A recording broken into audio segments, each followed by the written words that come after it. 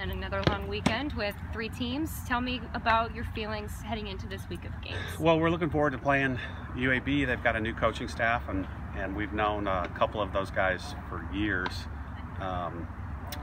Jimmy Kalidas was at South Alabama, then went to Oregon, and then came home because he's originally from Alabama. So first year for him. It's a new coaching staff, and I'm sure they're jacked up, excited, ready to go, because that's usually what happens when you change the staff. But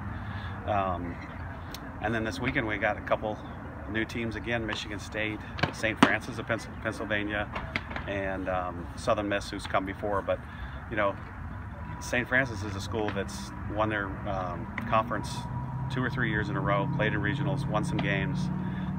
They're not somebody to be taken lightly.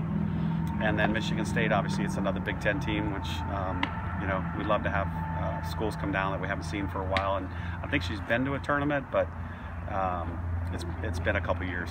Yeah, tell me about how kind of all this diverse competition, seeing teams that you wouldn't see in SEC play, will help you throughout the season. Oh, I think it's like, take for example the Minnesota pitcher. She was legit.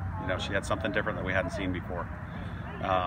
Everybody has either batters or pitchers that are a little bit different than what we see, and the more of lefty righty that we get to see. Missouri State had a lefty that basically all she threw was off-speed changeup, and she had a really good changeup. So I think a batter, they keep that in their head.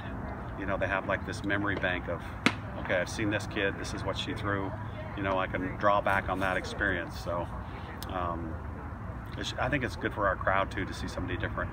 Yeah, what are some goals or some things you're working on in this week of practice and the time you have between all of these games to work on to be better in for the games you have? Today might be the only one outside, so we get 3 hours because they lifted weights this morning.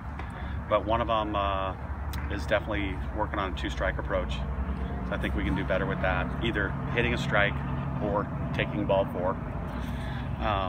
And I think I talked to a couple of you after the game Saturday night, but it's easier said than done, is hitting with people on base. And obviously the pitcher doesn't want anybody to score against her, but we just got to do a better job of scoring people either at third, second, and third.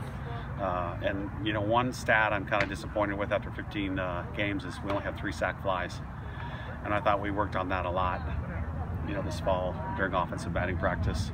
Is just get the ball up in the air, and that's a run. And we had a couple times where we had the right person up to bat, and it was a rollover, so that's not going to score anybody.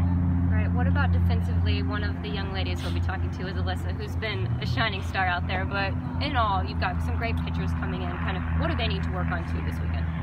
Well, after the weekend, I texted Alyssa. I said, have you taken a minute to think about what you did? And she said, no, but I will. I mean, just an unbelievable catch, and all over the country on media, because she made it up to 3 on the SportsCenter plays of the day. But I thought pretty much everybody pitched well. I think Crystal ran out of gas a little bit in the Missouri State game, but Madison Preston came in, got a batter out with the bases loaded, kind of got us out of that jam. Courtney Gettins pitched really well on Sunday, and I think Montana, and Sarah really both pitched well in their games. Yeah, lastly, what about some support out here from the Rhodes fans? Despite the weather or whatever it's going to be, how important is it that they're out here for you guys? Yeah, a couple of the Minnesota guys and the ULM parents were commenting about, they couldn't believe, even Saturday night when we waited for 45 minutes and people still stayed. They could not believe that people just sat in the stands and waited and listened to music, and so it was a good showing on our fans' part as well, and obviously the grounds crew, because there was a lot of tournaments in the South that were rained out 1 day, 2 day, or the whole weekend, and we got all 5 games in.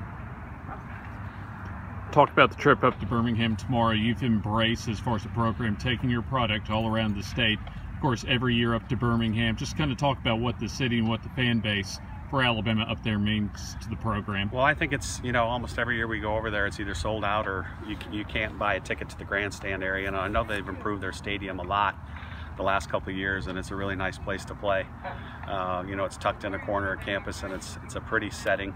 But I know we'll have you know, a bunch of people coming up to the game. We got Caroline Hardy from the Stavia Hills, obviously, is going to have a lot of people. Lisa's close, you know, so we've got a bunch of Alabama girls that'll have people there.